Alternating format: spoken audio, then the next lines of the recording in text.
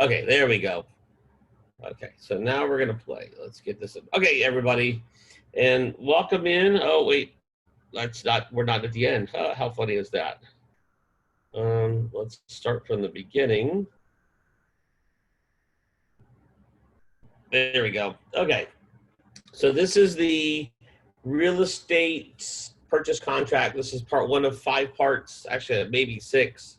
As I get through, as I said, there's a lot to go over with the real estate contract. We're going to use the as is. If you have a copy of one you've written or a blank one, you might want to grab it to follow along. I've got a lot of parts in. I've cut out to explain it. Today we're going to go over just basically the first 2.5 pages. We're going to get through section 8, but there's a lot to talk about. So let's get going. First thing is, this is a great statistic I have. 20% of the agents in any given market who sell 80% of all homes in that market. So one of the main reasons they do is they can understand and explain in real terms the purchase and sales contract, listing agreements, addenda, and disclosures, as I've said. This is what makes them an expert. People, they know this right off the top of their head. They're not guessing, I don't know. No, they are really showing themselves to be an expert. Most people don't get the contract. You guys do this every day. Most people who are selling their home do this once every 5 years, 7 years, 10 years, 20 years. Let me see how to do this. Lily Beth raised her hand. Let me see what's going on. Hang on a second. Where is the chat? Okay. Everybody learn to use your chat if you want to time in. That way I can see your issues. Lily, go ahead and type in a message on the chat. I can't see you guys on video. Okay, no problem. So let's keep going to the next page. So maybe there it is. You have to know your contracts. This is a very vital part of your game. Knowing the contracts, you guys all know how I feel about them. You have to know them down. Now, you don't have to know them so much that you can answer every single question all the time, but you have to have a good understanding of what's in the contract, be able to explain it, not just skim over it. People are going to ask you, they're confused. So we have to know our contracts, our listing agreements, our disclosures and addenda. So let's talk about the real estate contract and what they don't teach us in school, because they don't. First of all, in real estate, your job is to create a transaction. A transaction in real estate is the transfer of a tangible property, things that you can touch and feel, from one party to another, okay? And in most cases, it's an exchange of property for money. There are some exclusions, obviously, but most of the time, someone's giving someone money and then taking a property. Most brokerages in Florida use the residential contract for sale and purchase. As I've talked about in the past, right now, the as-is version is what seems to be the predominant, probably 99.9% of all contracts written at this time.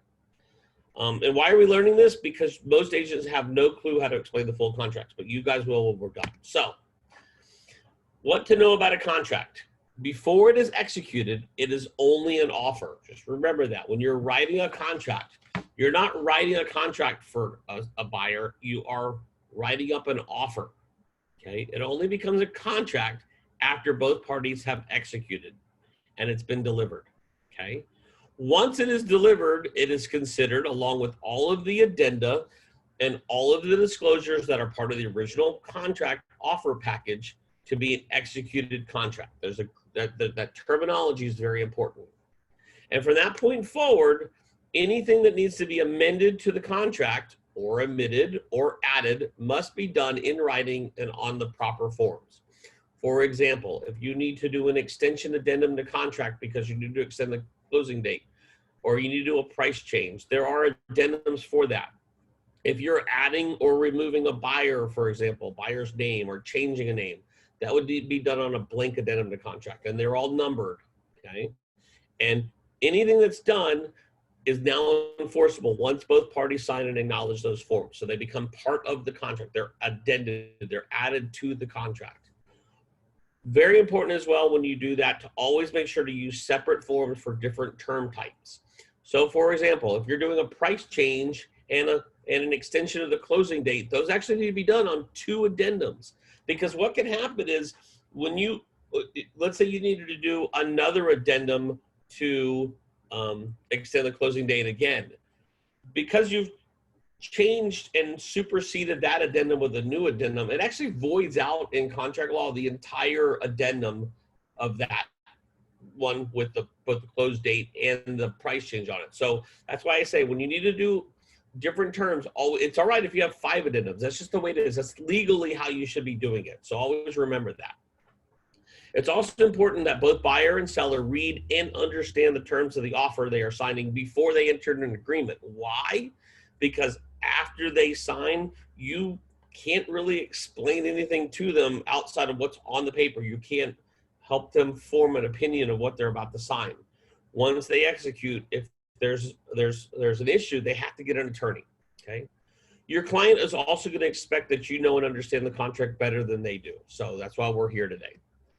So the contract, there's 11 sections to the contract. If you look through it, you'll see that. The first one is the property description.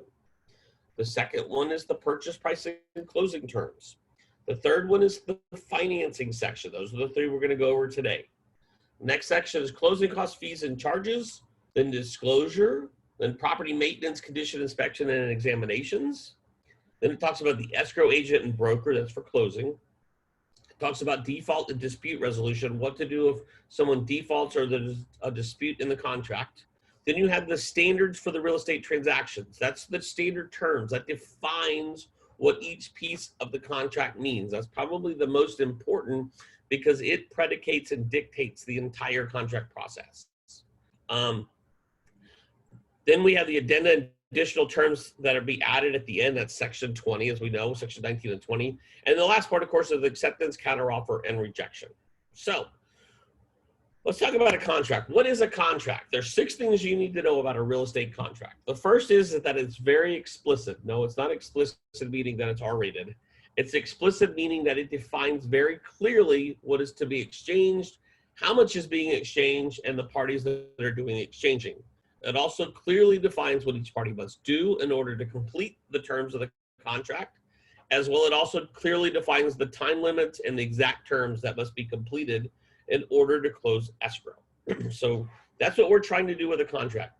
We write a contract, we have contingencies that we have to clear in order to close escrow. That's the proper terminology. The next one is a contract has contingencies. Contingencies are the tasks that each party says they will perform in order to progress towards the close of escrow. An inspection contingency, a financing contingency, a title contingency, a lien search contingency, anything that each party has to do in order to get the property to the close of escrow, those are considered contingencies. A contract is a series of removal of contingencies, okay? Some of these tasks are done for the benefit of one party, while others are done for the benefit of both. Okay, financing is really, part of financing is done for the benefit of the buyer, and part of it is done for benefit of both buyer and seller. It's a good example. So a contract is a series of contingencies that must be agreed upon between the parties at execution and then completed or removed in order to close escrow. The next thing about a contract is it's enforceable. All parties must act according to the terms of the contract. The contract clearly states that what will occur if one party fails to act, doesn't act, or acts but not in the manner agreed. Those are 3 different ways to act. The contract can be brought to court, and one party has the right to sue the other party for failure to act or for breach of the terms. Okay? So remember to tell your buyers and sellers this. This is a legal document they are signing. If something happens and there's a breach and one party feels that the other party did not perform or did not do what they agreed upon, they have the right to sue them. Another thing about the contract is it has time deadlines. The contract either clearly states when things must be done, presented, or completed by each party. It has many dates and time-sensitive contingencies. I will show you that and we're going to do this at another time, but I have a document that I printed off that is, here it is. It is 2 pages. And that's just all of the timelines in the contract. These are all the timelines, the time frames by section, and we'll go over that at another time. So there's a lot of time parameters to the contingencies. Some of these actually survive after the close of escrow. So there are terms, and we'll go over those in timelines that extend past the close of escrow. So there's a lot to know in the contract. Number 5 about a contract, it allows for other terms that can be amended. So each party during negotiations can add additional terms and contingencies to the contract. You can add, that's why we have all those separate addendums, the sale of buyer's property, the FHA addendum, the homeowners association addendum. So this is a base contract. We can add to it as much as we want. Once these terms are added to the contract and executed, they are enforceable, all right? I put a word of caution here. If an additional term, I should say term, not terms, supersedes or contradicts a term spelled out of the contract, ensure that it's clearly defined and states that it must override that term. A great example of that that I see is the one for the inspection period, all right? If you add something into section 8, for example, here's a great example of that, is that you want to have the appraisal completed prior to the start of the inspection period. You need to clearly define that either in section 20 or on a separate addenda. Make sure everybody, all parties understand that at execution, okay? Another thing about a contract, it is amendable, meaning that any term or section of the contract can be changed at any time up to the close of escrow, okay? Changes require the signature and approval of both parties in order to amend the terms, and it must be in writing on the proper forms. I want to put a stop to emailing back and forth for extensions. They have to be in writing. That's a great example. All extensions must be in writing. If you can't get your loan approval and you're running late or the appraisal is running late, everything needs to be in writing. It's not to cover your butts, it's to cover the buyer or seller's butts. So remember that. If a term or contingency expires, it cannot be amendable. Let me explain that. You can't change something that's already a cleared contingency. If you have an issue after the fact, you have to add it as a new amendment to the contract. Closing date is the one that I think of all the time. We get to the closing date and something happens, and the day after closing, we're still working on the closing. You can't amend the closing date at that point in time. You have to put an addendum in to say, buyer and seller agreed new closing date shall be X. That's a perfect example of how a contingency cannot be amended after it expires. So let's dig into the contract. So we're going to use the as is, but it's the sign of our times. And since almost all of our current transactions are using the FAR/BAR as is contract, we're going to be using it for our model as completing this training. We will have additional training down the line on the difference between the FAR/BAR and the FAR. So let's fill in sections 1 and 2. Let's start with that. Actually, we're going to start with the top. The top is for the names of the parties involved in the sale, okay? For the seller, ensure that you use the name exactly as it appears on the deed. That's very hard to do when you're writing an offer. We usually go off the tax records, and that's okay. But as a listing agent, it's my recommendation that you get a copy of the deed and you ensure that the deed matches the name that you have in the MLS under seller's name and on any disclosures or addenda that you have in the MLS as well. Take that extra step. When you represent a buyer, you could try and do the best you can to get the name. You may have to change that later. So for the buyers, make sure that you put the name as the buyers want it on the deed. John and Mary Smith, John A. Smith and Mary B. Smith, John A. Smith and Mary B. Smith, a married couple. Whatever way you want it, you have to put it exactly as it goes on the deed. That comes into play when you're dealing with investors who want to put a property in under a company name. Word to the wise, this is from my personal experience. I've had this happen to me more times than you could ever imagine. If an investor gives you a company name to put on the contract, go to sunbiz.org and make sure that that company name is exactly as it appears in Sunbiz on the corporations, and that it is active as well. Because it's very difficult to change all that around, and actually I've had contracts blow up because we didn't have the right name or the buyer was the investor came back and said, well, I was going to start the company, but I want to get the property first. No, you need to get the company name first and get it set up, and then we can put it in that company's name. All right. If there's not enough room on the line, for example, John A. Smith Revocable Trust in reference to blah, blah, blah, blah, blah. You'll see some crazy names on deeds.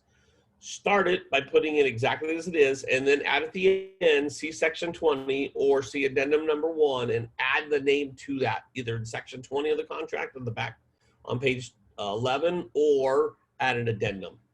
I put in here, it's very difficult to add a party to the contract later, so do your diligence up front, and removing your party requires a separate addendum after execution. Buyers and sellers have a hard time with that, especially sellers with buyers that, for example, one, you need to add the wife or add the girlfriend or add the parents because they can't get the financing. We get that a lot. Just get all your ducks in a row and make sure that you do it up front, okay? Now we're on section 1, the property description. This is on page 1, lines 6 through 24. When I'm saying the numbers, lines, that's what I'm referring to. Is on the contract, they have the line numbers right on the side here, okay? Use the street addresses listed in the public records, the county it's located in, and the property tax ID number from the property appraiser's website. Most of us just pull it from Realist. That's fine, it's accurate. Just, again, make sure it's correct information. You also want to type in the full legal description. And again, you find this on the deed. You also find it on the property appraiser's website. Double check it. If you don't have enough room, just like the name, then either put it in section 20 or in a separate addendum. Word to the wise, if you have a copy of the deed, attach it. It's okay to do that. Attach that front page where the legal description is. Not the whole deed, but just that front page. That's okay to attach it to the contract. We're talking about now section 1D, personal property. All right, this is everything that's included in the contract, and I've got another page on this as well, because this is something that really gets a lot of people. First of all fixed improvements and fixtures, built-in appliances and furnishings, and all flooring of any type are included on the property. If it is built in and attached to the walls or the ceilings, it stays unless agreed upon at this point in time. That's exactly what this contract says. If the seller doesn't want something included, it needs to be added to section 1E. For example, they want their garage refrigerator. They want the dining room chandelier. They want the garage shelving. That's another big one. The garage shelving is another big one. Make sure it goes on section 1D. Anything that is not listed, but that the buyer wants, then that would go on. I'm sorry, 1E is where you put things for exclusion. 1D is where you put things to be included. That maybe, for example, I just did a contract this weekend, and they had a detached garage, and in the garage were a lot of woodworking cabinets and tabletops, and they were portable, but they were left in the garage. The buyer had me put that in the contract that he wanted all of those cabinets and those woodworking tables to be included as part of the sale. So obviously I added it as 1D. Section 1D also describes the personal properties. Note that it says refrigerators with an S are part of this list. That includes any refrigerators on the property, a garage refrigerator, the kitchen refrigerator, an outdoor kitchen refrigerator, okay? Spell those out. We've all had that where there's some confusion in that. The buyer goes for the final walkthrough. It's like, where's the garage refrigerator? I wanted that. Okay. Make sure you spell that out all up front. Ceiling fans are also another reason. I don't know why, but they're just like dining room fixtures. They just tend to disappear or they change them out. Again, very clearly. I didn't put this as a note in here, but I will tell all of you. My advice is when you go under contract, go back to the house and take pictures of every room, your own pictures of every room inside, all 4 walls and the ceilings. So that way, if there's an issue back later where the ceiling fan isn't the same, they swap the ceiling fan out, or they swapped up blinds, or whatever it may be, you have photographic proof that, hey, this was here when we went under contract, now it's not. Also know that blinds, drapes and curtain rods are also included in the sale. It's very clearly, it says that in section 1D. Another item is garage door openers, and included in garage door openers, which go just a little bit, are the openers. The openers are part of the garage door openers. So at contract, I would ask the seller or the selling agent, how many garage remotes do you have? And then I would include that as well to make sure that you're getting all this data. Don't get to the end, because I tell you, it's a little thing, but it disappoints a lot of buyers when you go to the closing table and it's a couple and they've got 2 cars, and at the table they give them 3 or 4 keys. The seller gives them 3 or 4 keys and 1 garage remote. The look on people's faces, you can tell they're disappointed. So make sure you get that up front. I put a stop sign. If you want a headache later, then don't heed this advice. Spell out very clearly all appliances, fixtures, window treatments, sheds and outbuildings, that's another one, etc. during the contract negotiations. It will make your life much easier. Garage shelving is another issue. If you want the garage shelving, whether it's fixed to the wall or just portable, you got to spell that out now. So again, anything not on the list in 1D that the buyer wants, add it here. All right, section 2, the purchase price and the closing. David gave a good piece of advice a little while ago. Throughout the entire contract, if it is not applicable, you need to either put NA or 0 on every line. There should never be a blank line anywhere. Even though it says, if left blank, then, for example, line 27 says, if left blank, then 3 days after effective date. You should have a number in that blank, always, okay? Make sure to check the box 2A, 1 or 2 for the escrow. Let's talk about that. If it accompanies the offer, that means that the buyer has given an escrow check to be delivered to an escrow agent. It does not have to be the title company for that transaction. It could be our title company or anyone who's holding escrow. Or is to be made within 3 days of the effective date. Effective date is when? The 3 days of the effective date is date of execution, okay? Word of advice, if you're writing an offer, call the buyer's agent and say, who's your title company? Let me write it all in there so that way we can get everything clearly put into the contract. If you're the listing agent, I see several of you do it under realtor remarks, go ahead and put the title company information. Put all that information, their name, the company, the address, the phone number, email, put it all in. It makes it so much easier, all right? Line 38, which is the financing line. Make sure that you either put a % or a dollar amount, okay? Line 39, this is the interesting one, is useful for extra payments. One of our agents just had the furniture included. So they put furnishings and they put $30,000. That's how much they were paying for the furnishings. So that was part of the contract. So then what happens is, to calculate this, you start on line 26, which is the purchase price. You deduct the next 5 lines, and then the balance to close is whatever that amount is remaining.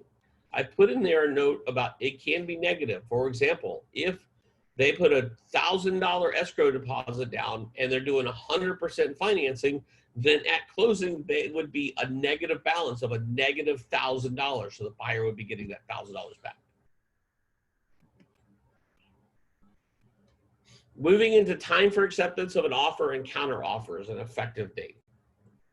Now we're getting into the second date of the contract. The first was the escrow. The second is the acceptance date. You need to write in a date, and my suggestion is to write it a time. 4/26, 5 p.m. Okay, give a very delineated time for acceptance. Once you go past that point, the offer can be withdrawn by the buyer. And obviously, if the seller hasn't reacted to it, then it's just a negative offer. You will get that. Sometimes offers will just sit there. That's okay. The seller just refuses or wants to think about it, or they're working on another offer. You just got to advise your buyers that that's what happens. If the seller signs and returns this contract after that date and time, then the contract is not executed because it wasn't delivered in that time period. Now, if your buyer wants to proceed, then you need to write an addendum accepting that terms. Does that make sense? That's what we talked about, an amendable part of the contract. You're already past that date. So buyer and seller agree to execution of this contract dated this date, this time, both parties sign, you move forward. Okay. If the seller makes a counteroffer, whether in email or text, it is valid to do a counteroffer that way. Prefer in writing on a counteroffer form, then the buyer has 2 days to accept the terms. That says that very clearly on line 46, okay? If during this time and before the buyer accepts the counteroffer, the seller has the right to reject that offer. So we hit it has to be accepted by, they make a counteroffer, they get 2 more days, the buyer's 2-day window. If the seller decides at that point in time before the buyer comes back to reject the offer, they have that right, okay? Vice versa, the buyer can reject and remove the offer at any point in time up to the counteroffer date before the seller signs it. You would need to do that by sending an email saying buyer rescinds the offer, okay? The effective date is what is delivered to the other party. Delivery to the agent who is representing the other party is considered delivered. So it's not when you deliver it to the other agent, it's when it's delivered to you as the agent. And that gets agents, causes a lot of trouble. So if you represent the seller and your seller executes the contract, you need to send an email to the buyer's agent and say, here's the fully executed contract that has been delivered to you. Execution date is this date, and that's considered day 0. Don't let the buyer's agent, this is where it comes into play when it comes to inspection, don't let the buyer's agent say, well, I didn't deliver to my customer till the next day, so really that's the execution date. You need to get that worked out that moment. Executed today, you have 10 days for your inspection period, which is this day. You have 25 days for your loan approval period, which is this day, and we're going to close 30 days for contract, which is this day. All right, those emails be very specific. The purchase price and closing date. The closing date, this section specifies the date of closing. If you put a date, then that date must be adhered to. You cannot close earlier or later without modifying the contract through an addendum, okay? Because you said very clearly that the contract is going to close on this date. So if you're going to close 2 days early, you need an addendum that both parties agree that you're going to close 2 days early, okay? The way you get around that is with the on or before. If you say on or before May 31st, then you can close the contract anytime before that. But if you say the contract's going to close on May 31st, and then you get to May 27th and they're ready to close, you need an addendum in order to close it and move that closing date from May 31st to May 27th. Okay. If you need to delay the closing, give at least 24 hours to have the addendum executed. So if May 31st is your day, you need to be getting that addendum out May 29th. That way you have time to get that addendum executed. If it does not close on the date that's agreed upon and there is no extension, then the buyer will be considered in default for the terms of the contract. And that can open up a whole other can of worms as well. Let me give you a little bit of advice. Avoid the last day of the month. At all costs, avoid the last day of the month for your closings. Okay. Also, avoid a Friday before a holiday because banks are notorious. What's going to happen is, especially if you have financing, if you're supposed to close on Friday and there's an issue and it doesn't fund that day, then you have to wait the whole weekend and Monday and then come back on Tuesday. You got a hot seller and a hot buyer, and that's a hot mess. So try and avoid those days. Also, try and not do afternoon closings if possible. It's just better. It gives you, the more time you have to work through any issues that may arise in that day to stay on that closing date, the better, okay? Also, there's a point in here that most people don't get. Notice that the closing will occur based upon, it says it very clearly, the time established by the closing agent, okay? So if a closing time does not work for either party and it delays the closing, that party could technically be in default. So if the seller signs and then the buyer's like, well, I can't really sign because of work and this or that, no, that doesn't work that way. If the time is established by the closing agent, then the buyer has to do all they can to adhere to that. I get it. You got to work. This is also a very large purchase. take a half a day off work, buddy, or take the full day. But again, it's the closing agent that sets the time and not the agents. So be very clear with that. Don't let another agent bully you and say, well, you guys set the closing for this date. No, we did not.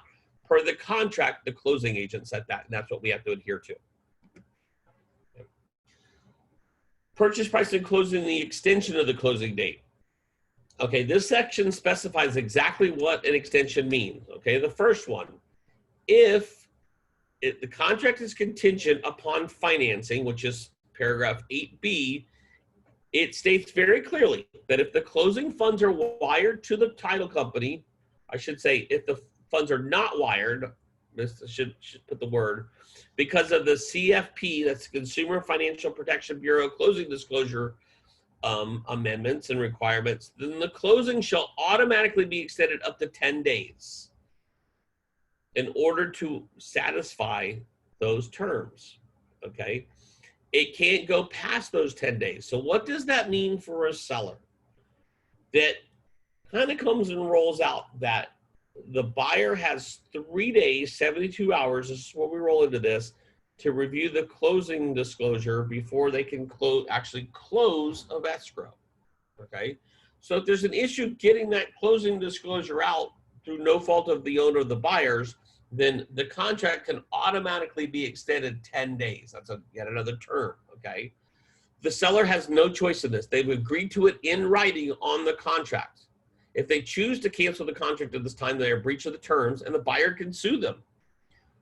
But again, they have no choice in this. They're agreeing to it now at the contract signing, not, and I get it, you're delayed.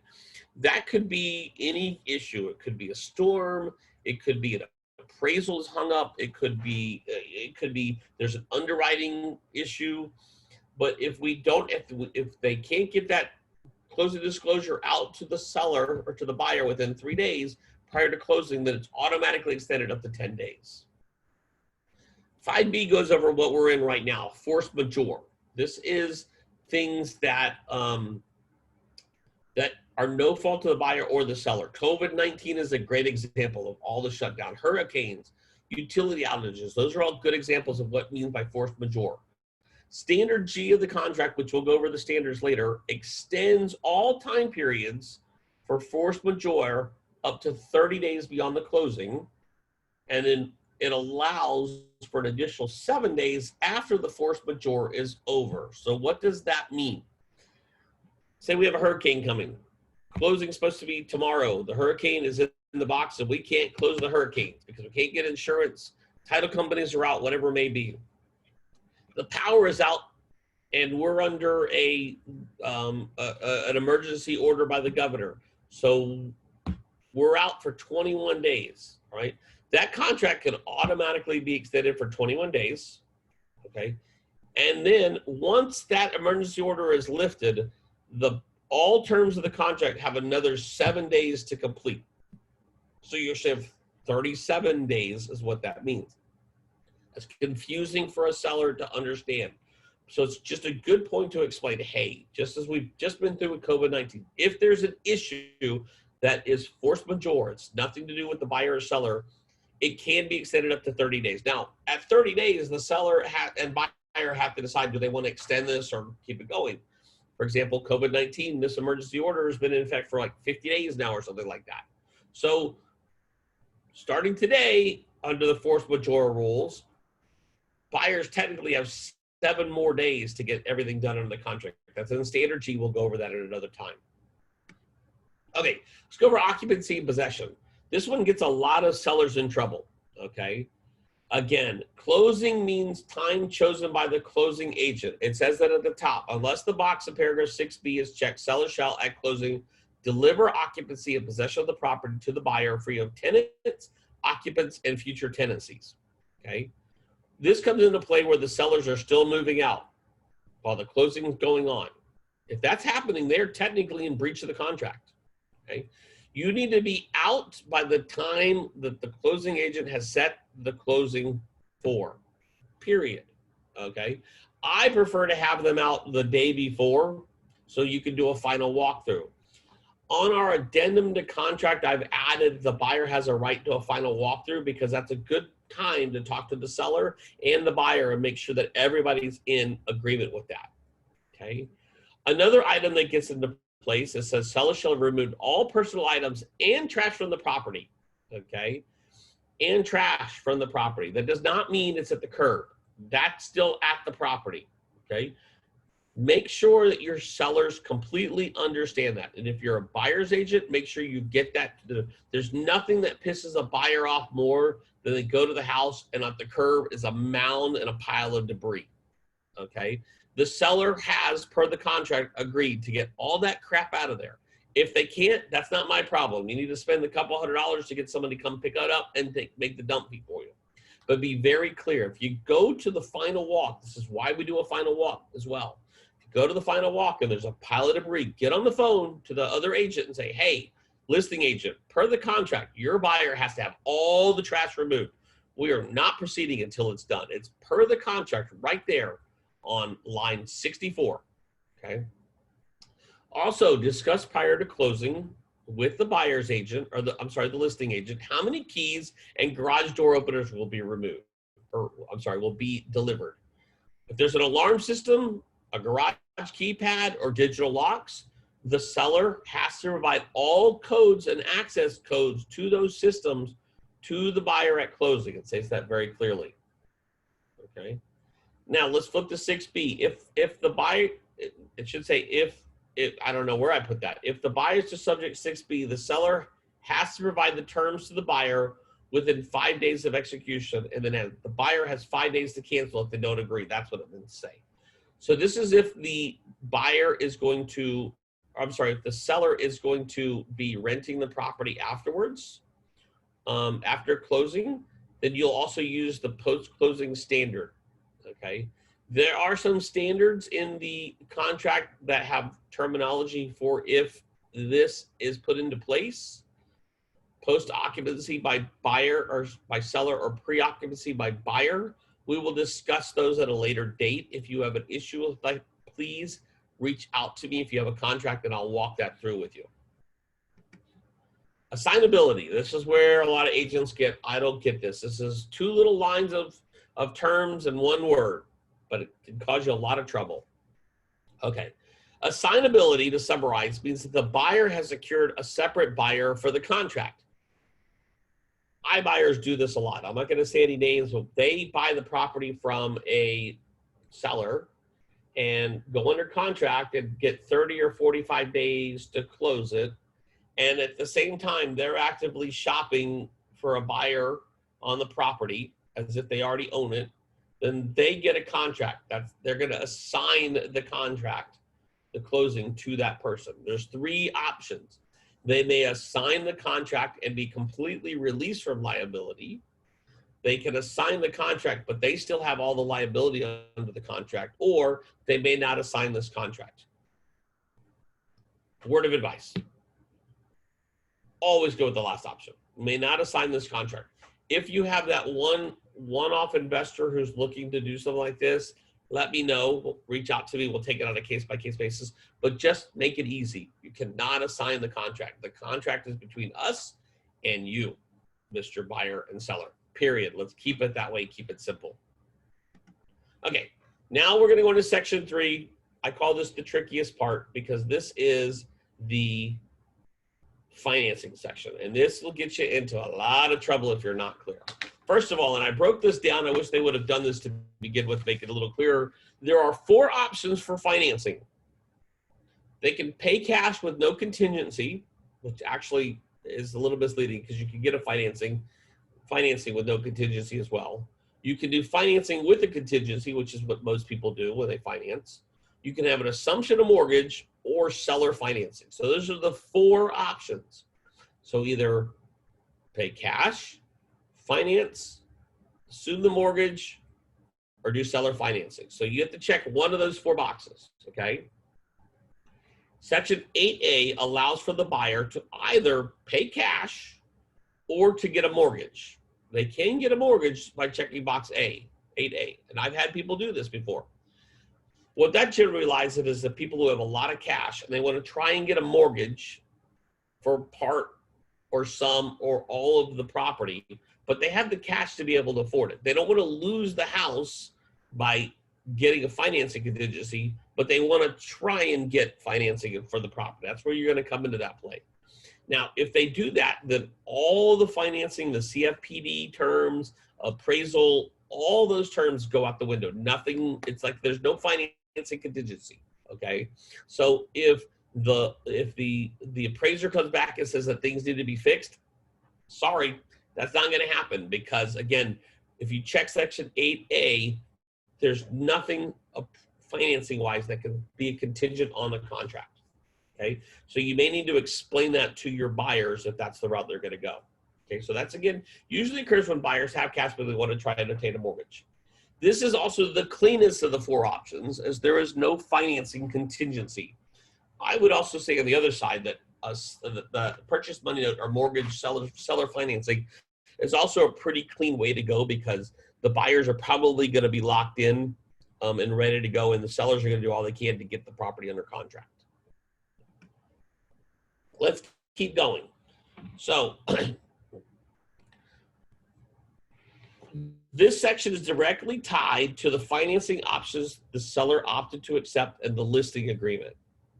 Okay, so if in the listing agreement the seller says that they will offer FHA, conventional, and cash option offers, but not do anything in VA, it doesn't mean that a VA offer cannot be submitted to a property. So if you look through, if you've got a VA buyer, for example, and you're looking through the MLS and it states in the listing the types of financing that the seller will consider, you can still submit a VA offer in. And the listing agent still has an obligation to present that to the seller. The seller just has to choose it. It just then plays into the fact of that's not really a viable offer, ready, willing, and able buyer, and an offer that's agreeable per the listing agreement between the seller and the listing agent. But as a buyer's agent, you can still present a VA offer on that property. Maybe they've had it on for a long time and they're getting desperate and looking for a deal. So you can still present that. But just know that's where this comes into.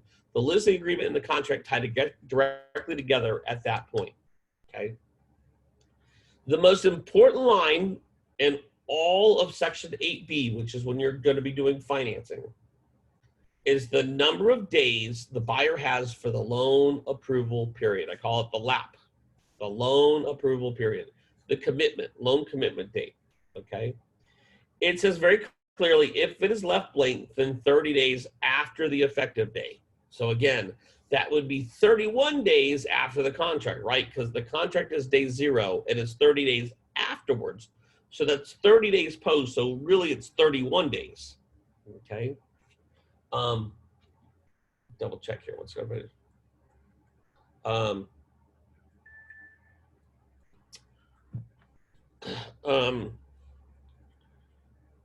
So again, it's one of the most important days for you to remember and one of the most important days for you to look at.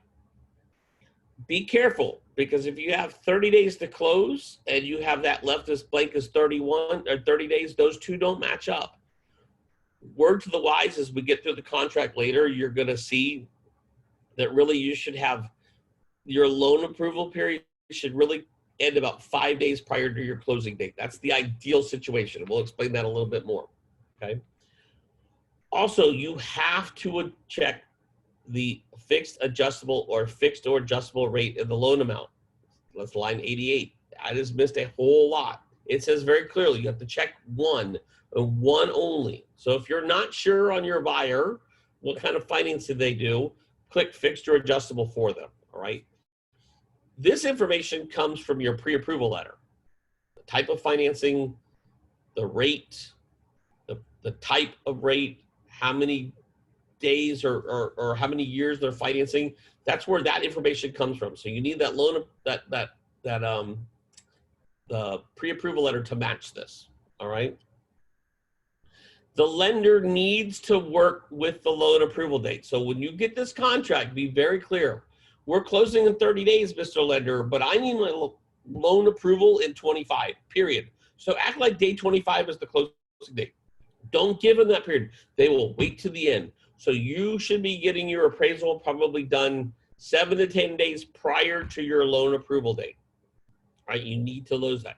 If you go past that date, your buyer can lose their escrow if it's not done right. So let's go on to that a little bit more. Okay. So section 8B, number I, or 1. Okay. The buyer needs to make their application within the number of days specified. Again, it says if left blank 5, don't leave a blank. If they've already started the pre-approval process, then they've already started the application. So put 1 because they've already started it. But if they haven't, then they need to get the full process going. Okay. If they don't contact the lender and the lender states that they have not provided an application, then the buyer is in default and can lose their deposit. So very clearly with that as well. So the next line talks about good faith and diligent effort. Although it's vague, it's still important to track and follow what the buyer is doing, okay? Line 93 and 94 says, if the buyer has a house to sell, it cannot be made a contingency of the financing of this contract without adding an addendum V, the sale of the buyer's property. Meaning, if a buyer has a house to sell and they don't add this addendum, that cannot be a reason for decline or not getting the loan approval. If they do, they are in default and the seller will get to keep the escrow. So very clearly ask your buyers, do you have to sell your house in order to finance this? Then ask the lender, does the buyer have to sell their house in order to finance this property? Yes or no? Okay. If the buyer does not use diligent effort to get the loan approval, and that means not just doing the application, then they are in default. This means that they return all their calls, they provide their documents, they do all the things that they need to do in order to get the loan. Another example of this is when the buyer must pay for the appraisal but does not. They forget to or don't want to. They think if I don't order the appraisal, I can get out of the contract. If the appraisal is delayed because they didn't pay, it says very clearly in there that they are in default.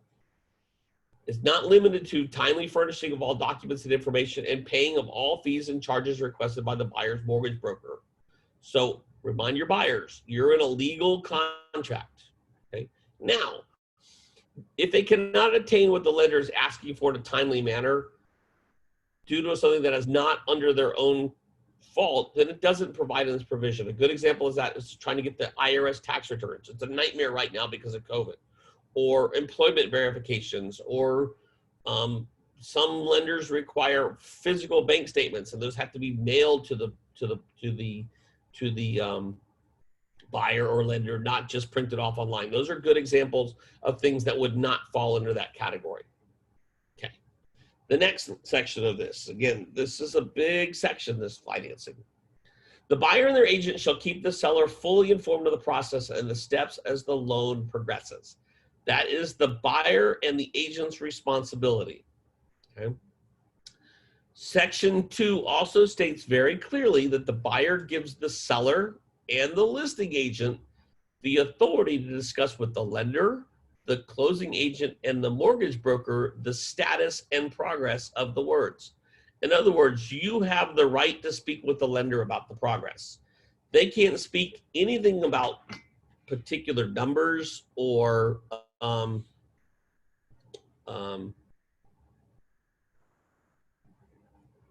things of that nature, but they can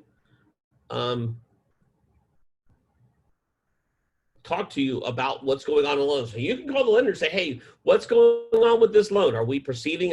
Has appraisal been ordered? What's the status? And if they give you any kind of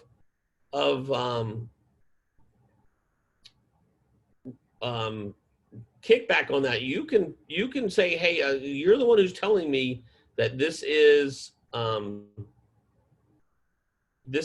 in proceedings. So we need to know what's going on.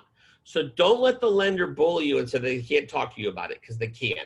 It's very clearly. And if you have to pull the contract out and say, that's fine, but you need to read section 8 and read lines 99 through 102, and it says very clear that I have the right to talk to you. Okay. With the loan approval period, the buyer has to provide written notice of the loan approval to the seller. So that's within that 25 or 30-day period. Okay? They have to provide written notice. It says that very clearly. Okay. Section 4 states that if the buyer does not obtain the loan approval within the loan approval period, the LAP, then there's two options for them. Okay.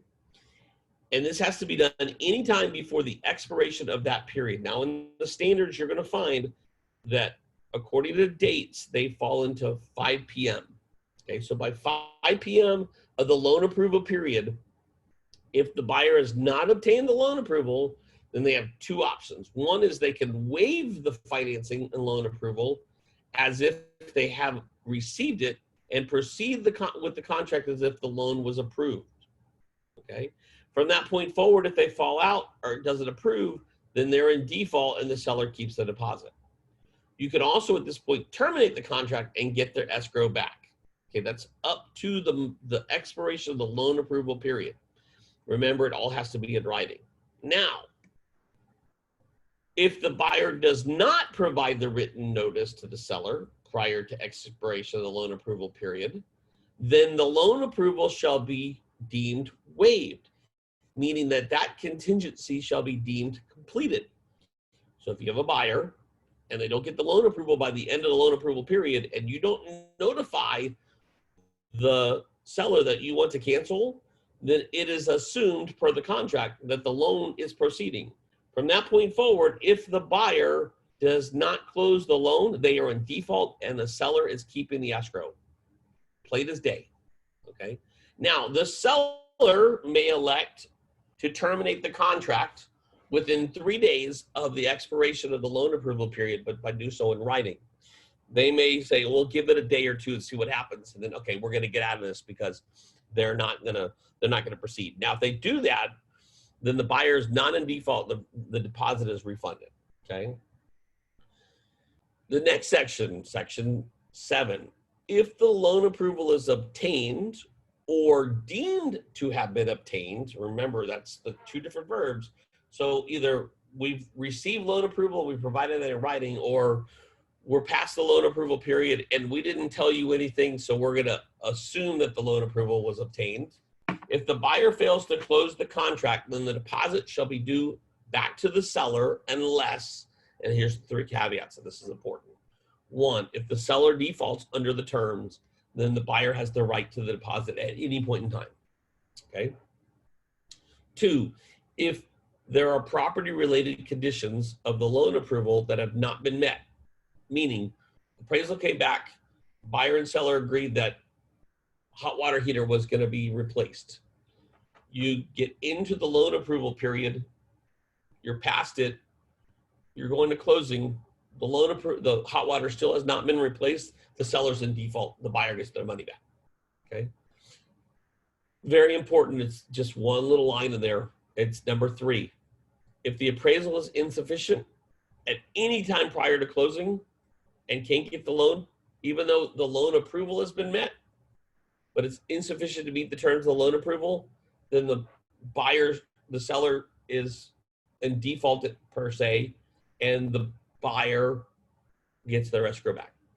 That last one gets a lot of people. So even though you don't have to have a financing an appraisal contingency, it's best to have an appraisal contingency, but that last one kills a lot of sellers.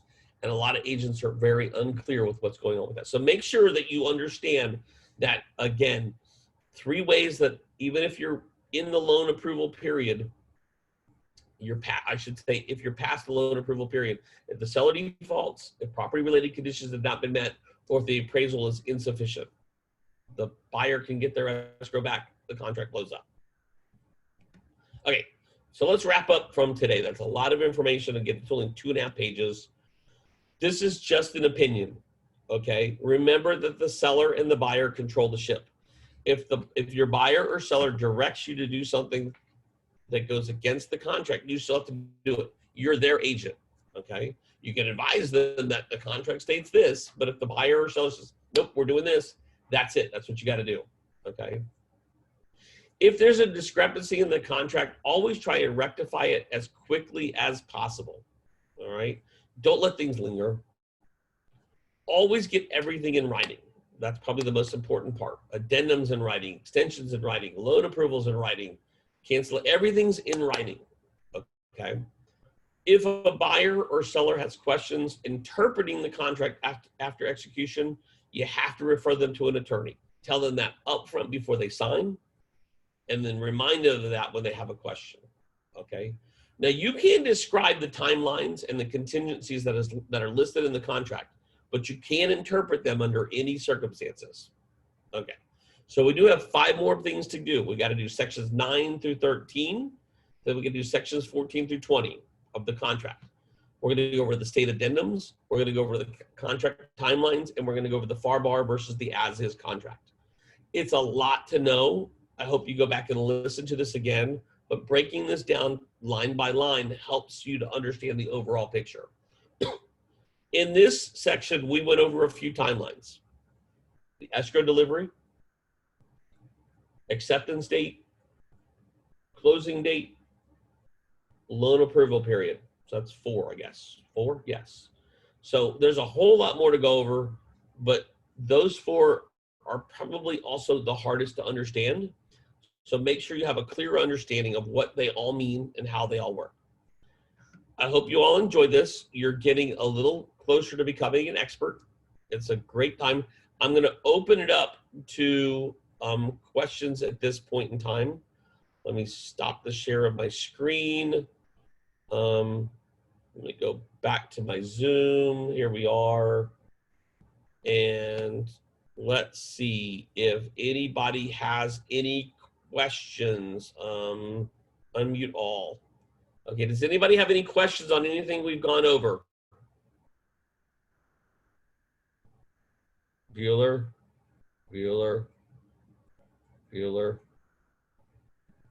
Okay.